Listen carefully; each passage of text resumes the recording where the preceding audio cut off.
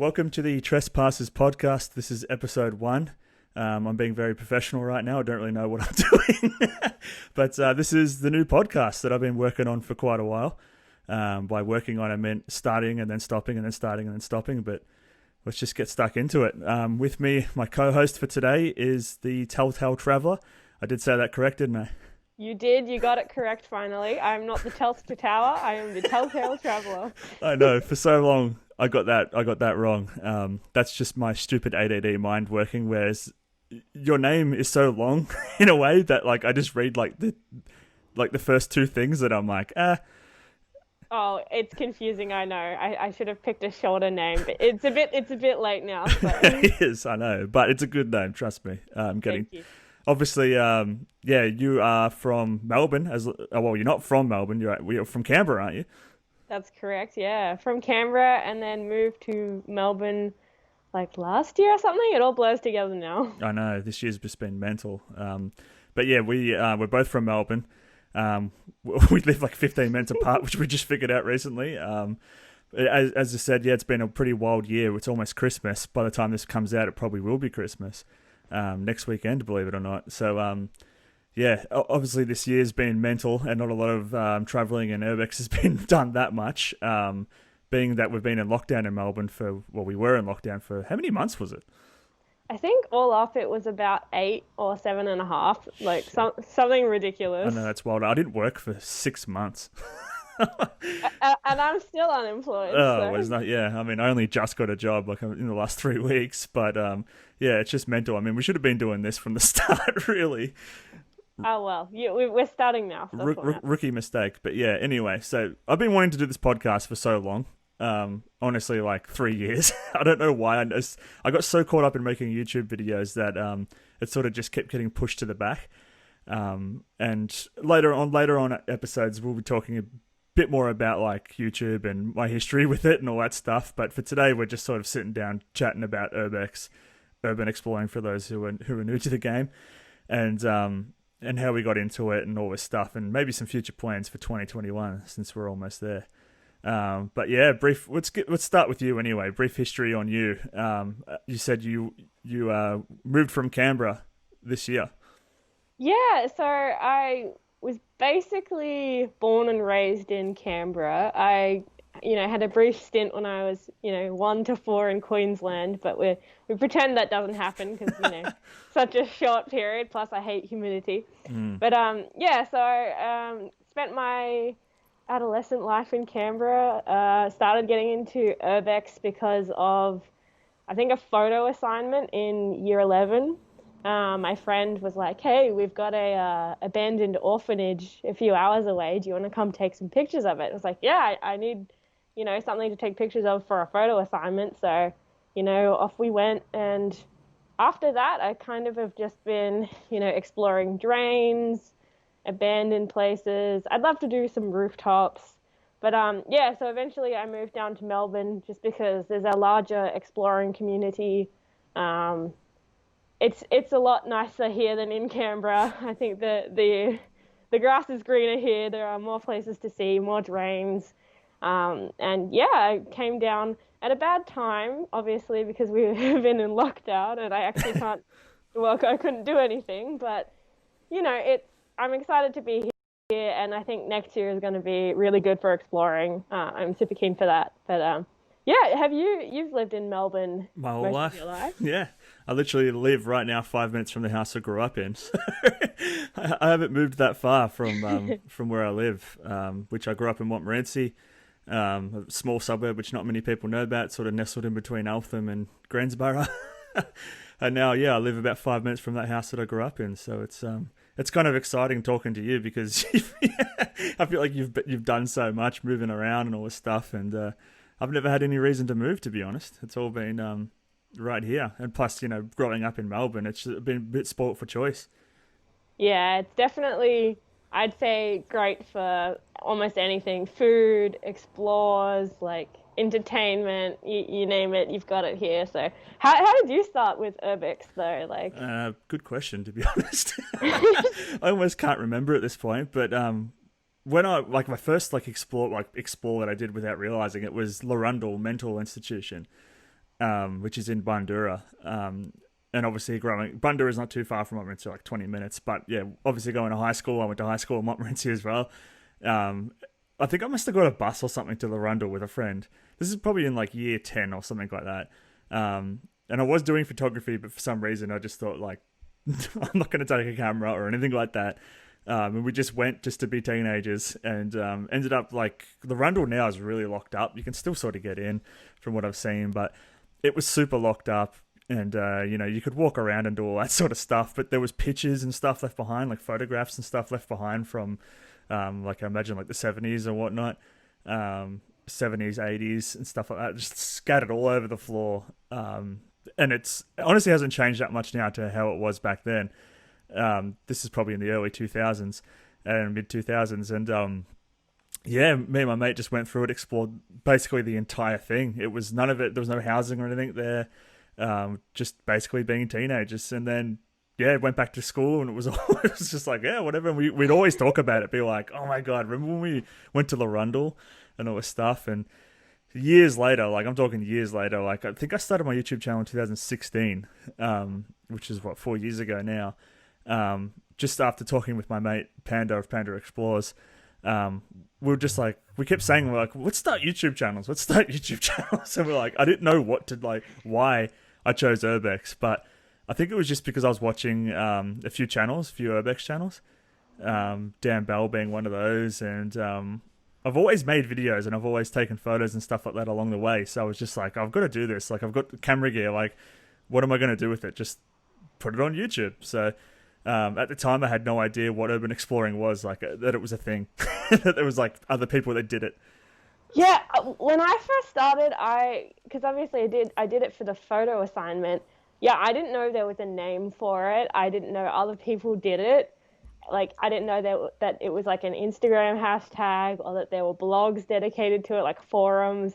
And then I think I explored for a few years before I realized, like, because I started the Telltale Traveler in 2017, but I think I've been exploring since 2013, 2014. And I was just like, what? There's a name for this? Like, people do this as a hobby? Like, where can I make friends with these people? Like, I had no idea that there was an actual, like, term for it. Yeah. Well, the weird thing is, like, we just started filming stuff pretty simply. I was actually just using like my iPhone and stuff like that at the time, which is probably the videos are still there. They're crap, but they're still there. Filmed on my iPhone, like, just because that's what one of the guys I watched on YouTube did. He just filmed on his iPhone, so I never thought really like, I'm gonna get like a good camera. It was like, I'm just gonna use my iPhone and film it. But we filmed a bunch of abandoned houses and stuff like that, and I remember getting excited when one video got 20 views. And then another video got 100. I was like, I've made it. I have made it. But honestly, had like no idea that there was like this whole community out there. And then eventually stumbled across, like, YouTube just recommends things to you. Yeah. Yeah, like I think Fogarty Avenue's videos started coming up, and if you haven't seen their videos, they're mental. Well, Les is mental. Floyd's a bit more chill. And then we realized that they're in Melbourne, and we're like, oh my God, like, there's other people doing this. And then eventually met Jay, and then Jay sort of introduced me to like, I don't know, like 20 others, and like in a Facebook group chat sort of thing. I was like, we're like, what the hell? Sorry. I was just gonna say, then you sort of realize how popular it is. Well, my problem was in Canberra, right? Pretty much no one was doing it, like, other than maybe some like 14-year-olds, but I am not 14, and I don't really want to go trespassing with people who are underage because I would be legally responsible for them. But it was just me and my boyfriend for years. Like, I don't think I ever met a fellow Canberra explorer. Anyone we knew was from Sydney, because Sydney is like, a 3-hour drive from Canberra. So we would go to Sydney and we would meet up with people and explore there. Or people would come visit us in Canberra and we'd take them to like whatever drains there were at the time. But yeah, there was like no explorers in Canberra, which was part of the reason why we moved.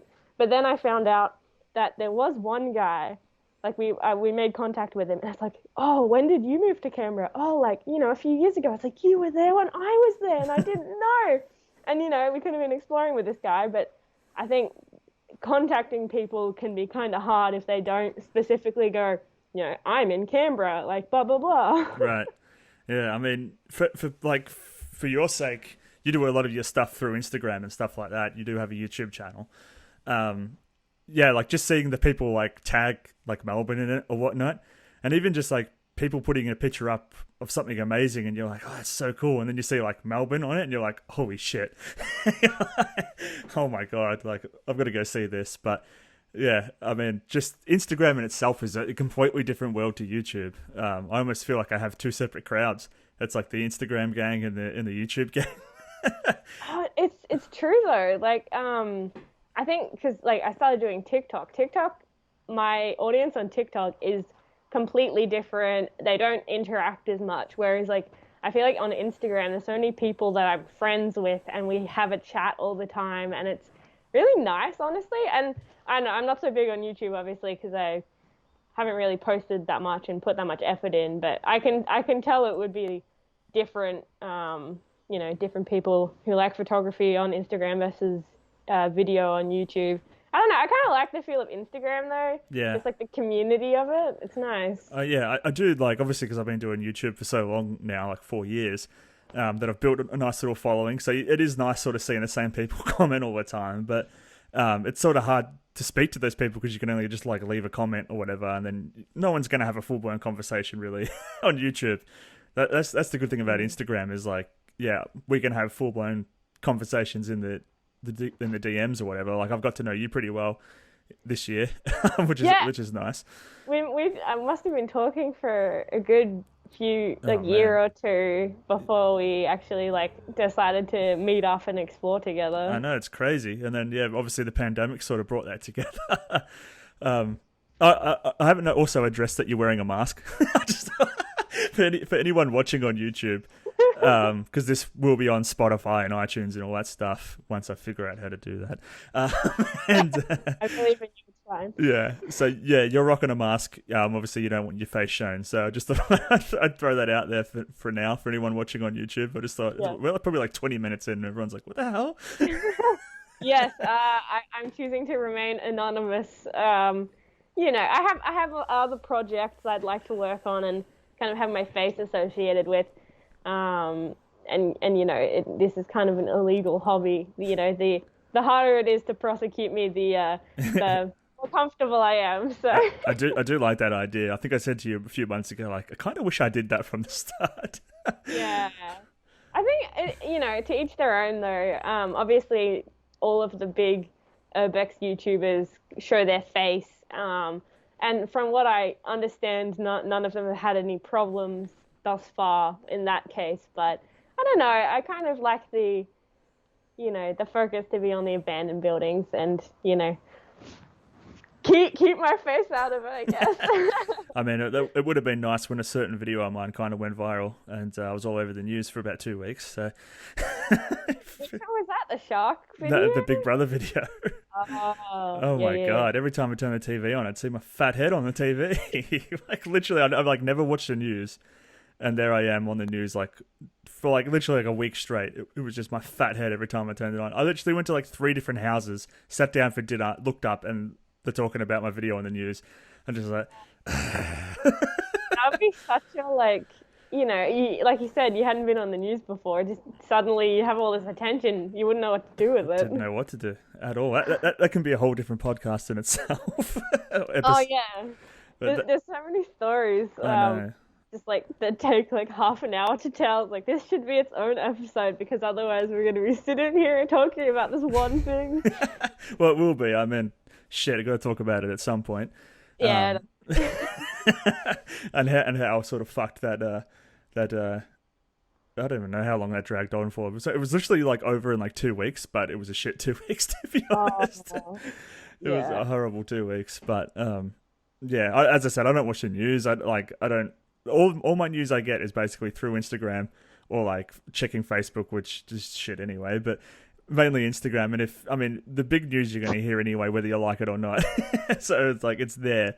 And but I'd never expected anything like that to happen, which is weird when you think like you're putting a video out there on YouTube that everyone can see it. It's all there for you to see.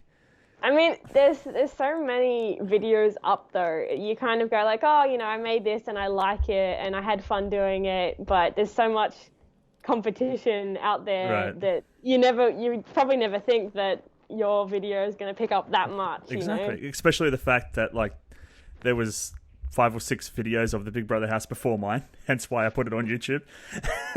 Because like I've filmed a bunch of stuff that I haven't put on YouTube because I just don't think it belongs there yet. Yeah, and, yeah. and obviously with that video there was 5 or 6 of the same video on there, so I'm like, I'll put mine on, it'll probably get like 1,000 views. And that's at the time because I was uploading weekly and just like constantly smashing content out for about a year and a half. I was getting 1,000 views per video easily, like from upload, and I was like, it was just like, yeah, it'll get 1,000 views, maybe 2,000. And then like I did like the refresh button, like uploaded, and then like had a shower or something, like flicked it down and then up, and it had like 6,000 views from the first time that I was like, holy shit. And then I was like, oh my god, and then the comments just flying through, and then like after that it was like 200,000 views a day for about 2 weeks.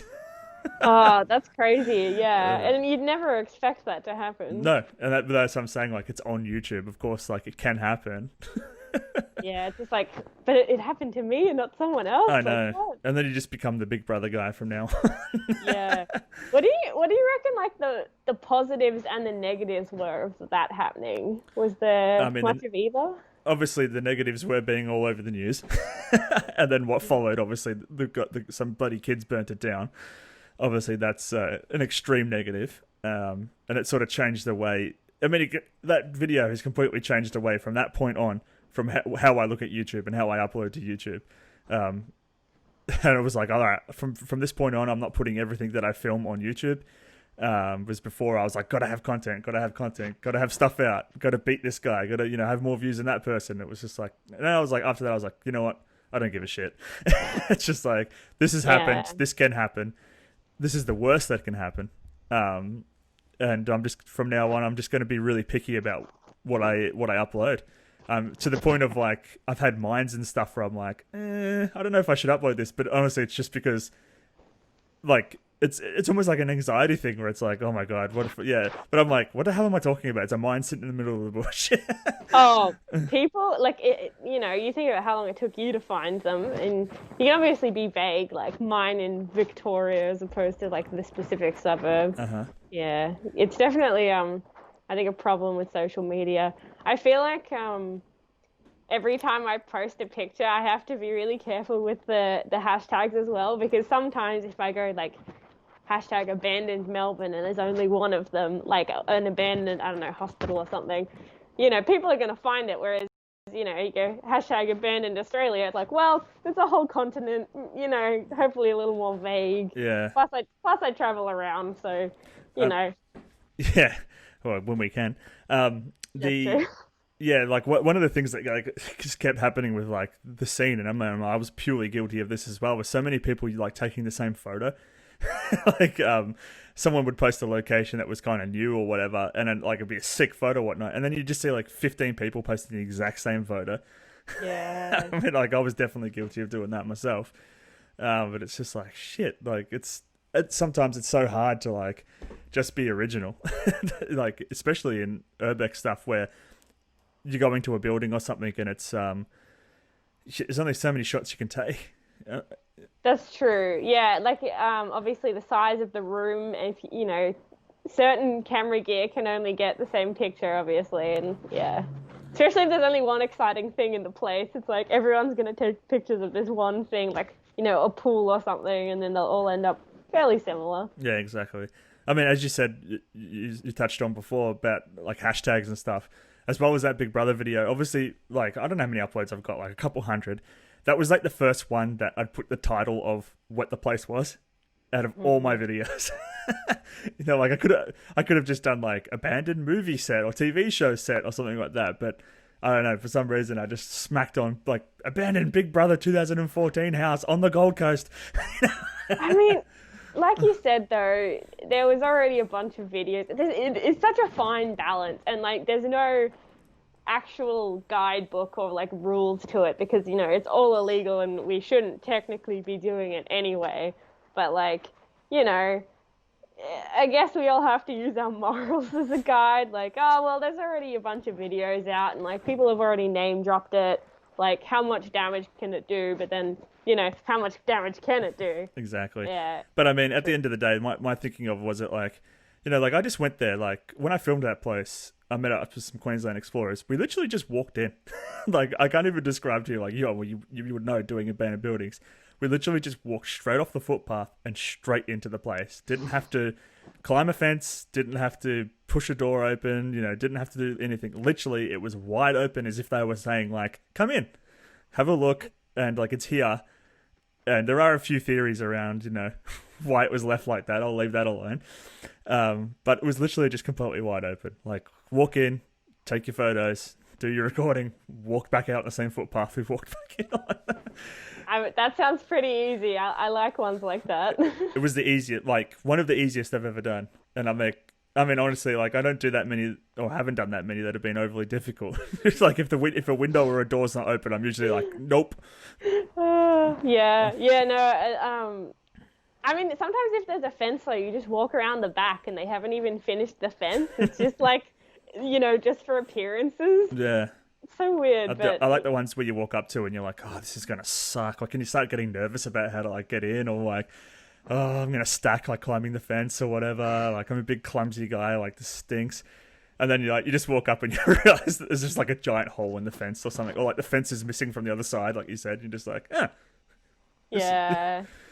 There was this abandoned like TAFE in Canberra, probably when was I there? Yeah, probably like the start of the year, obviously, because we've been in lockdown. So, but the copper strippers had gotten in and all of the doors were open.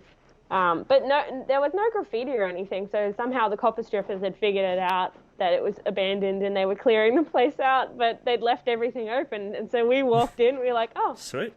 Nice, thanks guys. Like, carry on, I guess. Yeah, they always seem to be like the first ones in there. The copper strippers. I don't know, like, they're always so on top of it, like straight away. I have a theory that some copper strippers are like tradies in the day, because obviously you have to have like the knowledge of how and where to find it. But maybe they were contracted to put up the temp fence or something, and they're like, I know it's abandoned. Like I'll come back after hours. 100%. Like the price crap. Oh my god, scrap copper. That's very hard to say. Is like really high. So I know like they're either just taking it and they're just reusing it, or they're selling it off. Which don't ask me how I know that, but it's anyway. You touched on TikTok before. It's some weird one that I want to talk about. Yeah, sure. Obviously because I upload to YouTube, and that's a whole world in itself. But now there is TikTok sitting there, which has pretty much become like the biggest platform, social media wise. Well, one of them anyway. You sort of went a little bit viral there on TikTok. Oh. Yeah, it was weird. I started posting on TikTok in the lockdown, like right when we couldn't go anywhere and we had like the 5K radius, because I was just so bored, and there isn't really any cool abandoned places near me. Like there's a few drains in a few houses, but nothing too exciting. So yeah, I started posting like kind of urbex memes, I guess, on TikTok, and it's such a new platform, I guess, that they're trying to push random people, and I guess there's less competition on there as well. So if you're in a niche like urbex, it's kind of saturated on Instagram and YouTube now. Mm-hmm. And I think the openings on like this kind of content is definitely podcasts and TikTok at the moment. Like those are the places that there isn't as much saturation. And so yeah, I started doing, I don't know, random things like TikTok trends, but make it urbex kind of thing. And I posted a few. I think a few of them.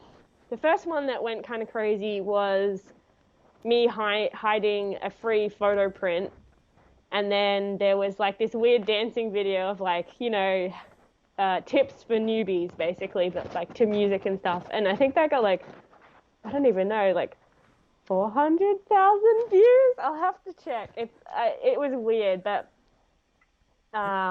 It was fun. It was all pretty quick though, eh? Like I remember when you were uploading them. This is like right in the midst of our like the worst of the lockdown, right?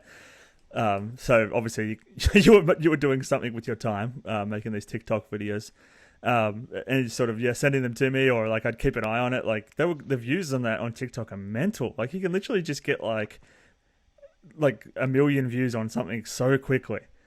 Oh, it's really weird. I think it's kind of a marketing plan, I guess. Like they're definitely pushing out lots of random videos to kind of like entice people. Like, oh, the chances of going viral on TikTok are like a little higher than on YouTube because I feel like it's a strategy, but it is crazy. Like you see one video one day and it's got like 1,000 views, and then 24 hours later it's like 1 million. It's like, what the hell? How did that even happen? I'm just trying to find where. Yeah, it's got 577,000 views. And like the videos you were describing, it's like your whole thing's based around urbex, but it was just you sort of creating like a bit of a funny video like around it. Like it's just so bizarre. Like I've posted a few videos on there, but they're all just like my YouTube videos, just in like a quick, what would you call it? It's like 60 seconds, isn't it? TikTok. Yeah, you can do a video for 15 seconds or 60. That's like the time limits, basically. Right. So I put a few of my Mind videos up there because they do really well on TikTok for some reason. My top video is like 80,000 views. It's crazy. It's just crazy. Like I'm just looking at it now. And it's nothing special. Like it's just like me doing a crap voiceover on top of the on top of the footage. But it's so crazy how like anything on there, like absolutely anything on there can just go mental. Yeah. I think honestly, if you're not on TikTok and you're a content creator, you're doing it wrong. Like my attitude towards TikTok at the start of the year was, it's dumb. It's just for people who are, 18 or under. Like there's only stupid stupid videos on there, and then I downloaded it because I was bored and I had a look, and like there's like cute dogs, like artsy people, there's a few urbex creators who've got like 600,000 followers and like upwards. It's crazy. Like you can definitely build an audience on there, and it's less competition. It's definitely a different style to everything else. Like I think humor goes a long way. Or like a niche that's not saturated goes a long way on TikTok. But yeah, it's crazy. Like if you're not on it and you create content, you should be on TikTok. And it's not as dumb as people think. No, 100%. I'm like trying to explain it to a friend, like literally like last week. I was like, he goes, I've seen this TikTok video, and he was like, TikTok? He was like, what? I was like, yeah, man. Like I was something like, it was just a funny video I was trying to explain to him. And he's just like, but isn't it for like people dancing? It used to be. It used to be, and they kind of like branched out. My favorite one I found the other day was one of those like spiky ball sea urchins. There's these sea urchins, and it was this video of these sea urchins wearing shells as disguises, and then people who have sea urchins as pets have like little hats, and the sea urchins were wearing little hats. And I'm like, this is the greatest thing I've ever seen. There's literally everything. During this whole pandemic, obviously, became a dad, and we had to keep. Thank you. We had to take the baby to like hospital appointments, like checkups and stuff, and I wasn't allowed to go. So like I just had to sit out the front in the car. And sometimes it was like I remember sitting in the car for like 2 hours. I literally spent 2 straight hours on TikTok. And it's like, oh shit, like it's been 2 hours. Even like just before she was born, like I have to sit in the car park hospital. Wasn't allowed anywhere in the hospital because she was like 10 days overdue. So we had to keep going in every 2 days for checkups. And obviously Brittany was going up there, and I was just sitting in the car for like 2 hours on TikTok, and I'd just be like, oh man, my phone's about to die. And I'd be like, oh yeah. They have the just like the way the app works too, it keeps you like just scrolling and scrolling and scrolling, and like the algorithm as well. They know what you like. Oh, for sure. Yeah. Like, but it's weird. Like one day I'll get like like a week I'll be really obsessed with like one topic, and then that topic will go away, and then I'll be like, oh, like hot rods. Like, I don't even like cars. Sorry, continue. I was gonna say, like, for like 2 days, I was absolutely obsessed with watching this guy. He like lives in America, like right on the beach, and he would go down to the beach and like find these little prawn things that were in the sand that had like ticks on them, and he would remove the ticks from the little prawns and then put them back in the water. I don't know, it was so satisfying to watch. Like he'd have these little tweezers really zoomed in, like pulling the tick off the prawn. It is disgusting. Like even now I see it, it pops up and I'm like, ugh, I can't watch it again. Oh, that's so funny. Yeah, when I scroll down, I have to always like every urbex video that I come across, even if it's not that great or I don't follow the person, because otherwise I'll drift too far away from urbex TikTok, because I'll be watching all these weird videos of like sea urchins wearing hats. And I keep getting the weird ones now. It's just like photos the government doesn't want you to see. And it's just like a picture of like a skeleton or something and you're like, what? Oh yeah, there's some trash on there too. Oh, there is some absolute trash, but I still watch it. Like I don't watch TV. Like I do not watch TV. Like our TV turns on, it's just to like watch a movie, watch Netflix, or I've just been smashing Star Wars lately. The Mandalorian, oh my god. Oh, same. That show's good. It's so good. But yeah, just sitting there on TikTok is like a TV show almost. Especially like, yeah, even that in YouTube. Like I'll watch like a 50-minute YouTube video, like just without even thinking. I'm just like, yep, cool, sit down, 50-minute YouTube video is good. That's, Can I ask, do you consume much content related to urbex, or do you just make urbex content and then like watch other stuff? It's a bit of both. Honestly, mainly lately it's just been it's been a big no. Like I don't watch that much urbex stuff. There is like urbex stuff sort of falls into so many things. I feel like there's so many like branches that go off urbex. I watch a lot of guys that go freight train hopping. So, you know, like, sort of just, obviously they're trespassing, so I guess you could sort of put that down in urbex. Who freight train hop, like, around America, around Europe. I find those videos so fascinating. I don't know, like, those videos are amazing.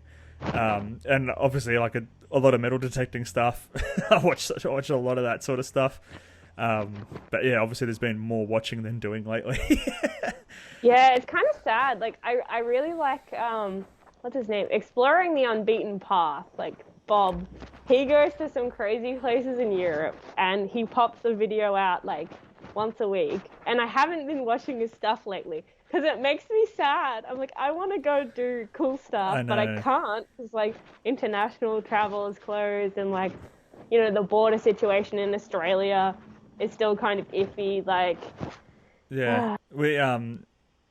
Oh man, I just had an absolute mind blank. That was my ADD right there, just live on the podcast. I was about to say something that I was like, something on your screen distracted me, and I was like, huh? Sorry, I'll change the background. Oh man, no, I like it. I was just looking at all those New Zealand pictures you got there and all that stuff, and thinking about travel. Like, oh yeah, yeah, just that's what I was thinking about. I was just thinking about how like when we first started, like when I first started exploring in like 2016, 17. We were like saying like, oh man, exploring was so much better like 2 years ago. Like there's so many places we missed out on. Like I wish we could have gone there and seen those things. And now it's like 2020. And I'm like, oh my God, 2 years ago, exploring was so much better. Oh, last year was like so much better than it. Yeah. Oh, this year has been absolutely atrocious. Like, I even want to explore like rural Victoria, because I haven't been in Victoria and Melbourne that long. And I want to see like the ghost towns and like old gold mining places and like, you know, tons of stuff. And like there's lots of really good drains in rural towns. I don't know why. There's like bluestone, like very old drains. But yeah, I haven't been doing anything, and I'm just sitting at home like, I'm so sad. I know, like I've been sitting down, like I've got this little book next to me here, my little black book of like ideas to do for 2021. And I'm just like, oh God, I've literally just filled out like 3 pages of ideas. So I'm just like, oh, enough's enough. Like we're just got to start. Like obviously we've been sitting in lockdown for so long. It's like we've got to capitalize on that and just get out there and film so much. Like obviously traveling internationally is like I'm not going to be leaving Australia for a while. Put it that way. If I'm going to leave anywhere, I'll go to New Zealand for sure. I mean, basically it's like a 2-hour flight to the Southern Island from here. So it's like. Yeah, I'm definitely going to go to New Zealand. So, but I've got so many plans for 2021 to check out like a lot of rural Victoria, as you said. I have my 4-wheel drive out the front, which is sitting there, literally is just like a Huntsman nest at the minute. It is Oh no. covered in spider webs. So I'm not looking forward to that. But it's got all my camping gear in it and all that stuff. I've got plans to sort of go out and spend like a solid few days heading up towards the Murray, and there's so much stuff in Victoria just alone that we can check out and see. That's probably a good thing about the lockdown, is that just being able to see this country more. Yeah, I think Australia is underappreciated in a travel sense by Australians. Oh, for sure. It's very diverse. I'd really like to. One of my plans is to drive all the way up on the coast to Queensland and visit a house that I first lived in. But yeah, I was waiting, and I needed a car, but now we've got a cheap car, so that's my plan. Go explore some stuff in Brisbane. Apparently they have lots of really good drains as well. Lots of tidal drains though, so I might have to recruit a tour guide from the local urbex community to make sure I don't drown. That's probably a good idea. Yeah, just move your little microphone thing. It's just rubbing up against you. Oh. Yeah, your little thing when you're talking. All good. That's better. All right. So we're professionals here. Professionals. All good. Yeah, I've got to do some drains with you. Obviously, you and your boyfriend are mad into your drains, which has been like a thing in Melbourne for like since like the 80s, right? Like the Cave Clan. Yeah. So there's a lot of like convict built like historic drains from like Melbourne's first few years, and I think in like early 80s or late 80s, Cave Clan started exploring kind of around your area. Yeah, on the doorstep. As I was sort of saying to you, the Diamond Creek mine, it was where they started. And like, Doug Ironfist, is that his name? Yeah. Yeah, like he's one of the guys that started Cave Clan. I've actually had a chat to him online a few times. Like we basically grew up in the same area, like on the same streets, never met each other. Only all online. I've chat to him, but yeah, it's crazy. Like that's where the Cave Clan started, literally just down the road from where I am right now. And maybe.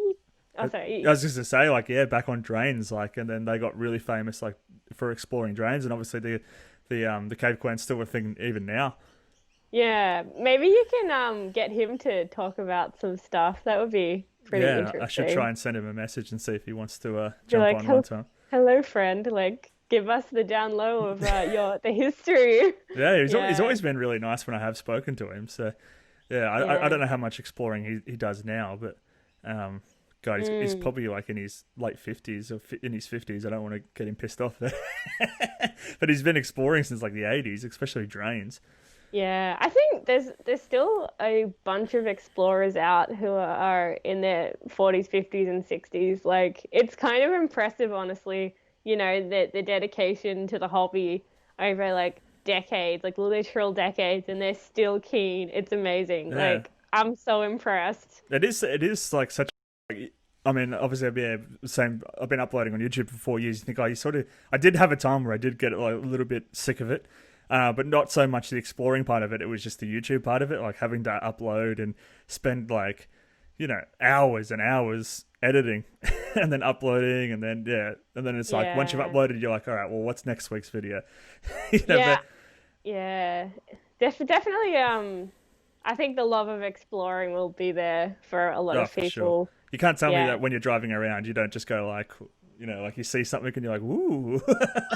If I'm in the car and my boyfriend's driving, I'm staring out the window, like looking for places. Not even intentionally. I just kind of keep an eye out. And then if I'm driving and I have like the GPS up and I see a place, because obviously you can't like write it down or like, I mean, sometimes you can't pull over. I'll just like screenshot it. Like you can kind of pinch the top two buttons, so it's not really too unsafe while driving. I'm like, oh, screenshot, keep driving. Like, oh, there's another one. Screenshot, keep driving. Just even just like the mental thing of being like, I know it's there, and then like even the one that I was telling you about recently, where I saw where I was working, I was just like, I know where it is, but like, you start to get. It's a good way of getting to know Melbourne, really, as someone who's just moved here. And then also you realize how big Melbourne actually is. Oh, it's massive. Like, it's absolutely insane. I actually saw a news article. I can't remember when, maybe a month or two ago, about like how many houses are currently unoccupied, and they figured it out via like the water usage of each suburb, and like each house, uses a certain amount of water, and the suburb was down by this much, so there's probably this many houses that are empty. And apparently it was just like actually like a tons, like so I'm assuming there's like a bunch of abandoned or empty houses just sitting around Melbourne that I can't tell because someone's mowed the front lawn. There's going to be. I was actually talking to a friend recently and was saying like how much more stuff is going to be abandoned now in like the next. People are going to discover now in like the next year, obviously because of the pandemic. So sad, but in a good way. We can good for us. Yeah, we can put it to use. Man, how long have we been going for? I haven't even been checking. We've just been yapping. I don't know. 40 minutes, my recording says. Yeah. But I mean, that's pretty good for a first episode, I feel. Yeah. I mean, even if you're not happy, it's like good practice, I think. Yeah. Well, I think I'll just upload it anyway. Yeah. This is our pilot episode anyway, so. Yeah, I feel like the next episode will go into some of your travels, international travels, because you got some good stories. Oh, I'm embarrassing yet. Like, they're stories that you'll laugh at me, not with me. They're awesome. I've heard you tell the story a few times, and I'm like, every time I hear it, I'm like, more. I'm like, actually, I haven't even heard you tell the story. I've just read from like your posts on Instagram, and I'm like, holy shit. Yeah. Yeah, for anyone who doesn't know, I lost my hire car keys while I was in Japan and stranded myself. But it's honestly like an hour-long story, and even then I miss bits because so much happened in that time period. It's that's fine. It was fun though, I came out alive. I have a funny story. It wasn't funny at the time, but now it is. I can't even imagine like how much I would have been panicking in that situation. Once you know the story a bit more, then you'll probably understand the panic. Yeah, I stress easily as well. So, like, in any situation like that, I cried. There was lots of crying. I don't blame you. I can't say I've ever cried while exploring, but I think I would have been pretty close to that one. Yeah, we'll definitely have to talk about that one. Yeah, for sure. So I'm going to try and keep these weekly episodes because obviously it's a lot easier to do because we do them from home. So, yeah, well, for the next however long, you'll be sitting here chatting with me, so... Yeah, we'll have to get some exciting guests on. Yeah, well, yeah, we're doing this through Skype, so we can always add people in. That's easy, simple. All right, well, that's episode 1, and I guess we'll give you a bit of a plug. It's the Telltale Traveller on YouTube and Instagram and TikTok. Yep, that's correct. If you want urbex memes, follow me on TikTok. And this be just uploaded to my YouTube channel. I am Scott of Muitube.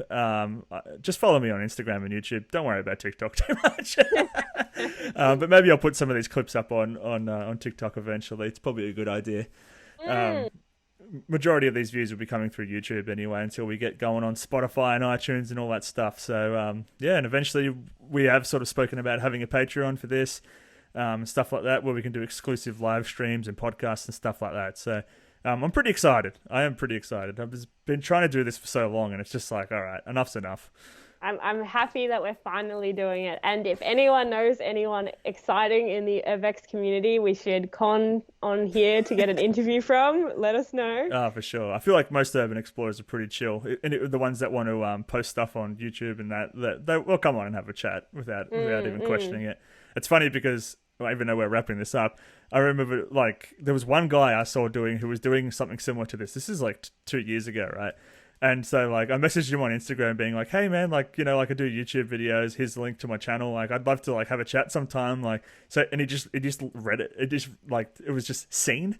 Oh, no. That's so I thought we had, like, I don't know, like 5,000 subs or whatever on YouTube. So I was like, it's a decent following. Like, I got some stories. Let's have a chat. And, then the Big Brother video, like, went sort of viral. He sends me a message being like, hey, man, want to have a chat? And I just left him on scene. No. I was like, I'm being such a little bitch right now. But yeah, I was like, stuff you. Yeah. Yeah. All right. Well, episode 1, done. All right. Thanks for listening, everyone.